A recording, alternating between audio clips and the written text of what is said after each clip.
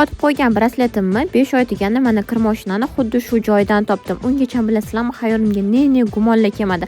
Albatta sizlarga ham narsalar yo'qolgan bo'lsa, xuddi shu joyni ochib ko'ringlar. Yo'qolmagan bo'lsa ham ochib ko'raveringlar. 100% kafolat beraman. Nimadir esingizdan chiqib ketgan narsa topiladi. Mani даже yo'qolgan ro'molimga taqadiganlarimgacha shu yerdan chiqdi. O'zimcha santexniklik qilaman deb ochib ko'rgandim. Ko'ringlar, ichini balchiq bo'lib ketibdi. Kir moshinani olganimizga даже 1 yil ham bo'lgani yo'q.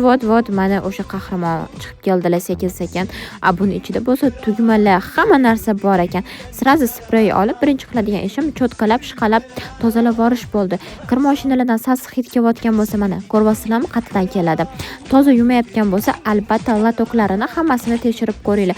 Latoklari ham juda ham yomon bo'lib ketgan ekan. Ikkalasini oldimda hozir sizlarga ko'rsatib qo'yaman. Hali men akvamarinimga kir yumabsizlar deb sirazi akvamarinni soldim va gazda qaynab turgan suvni solganim mana shunaqa reaksiyaga kirishib ko'pirib ketdi. Bu yarim soatcha turguncha borib kir mashinani polniy o'tida hamma yog'ini tozalab oldim. O'zi ham mazza qilib tozaladim. Keyingi reelsda kir mashinani polniy tozalaganimni, qatlari tozalash kerakligini ko'rsatib o'taman. Qaranglar, vot qanaqa zo'r toza bo'ldi. Ani saruvlarga ahamiyat bermanglar, zanglagan uchun nimagadir ketmagan. Keyin sekingina buni joyiga tiqib qo'ydim. Keyingi safar narsam yo'qolganda ochaman deb.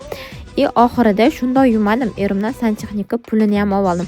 Latoklari ham top-toza bo'ldi. Endi bo'lsa mazza qilib kir yuvaman. Albatta sizlar ham ochib ko'rishinglarni tavsiya beraman.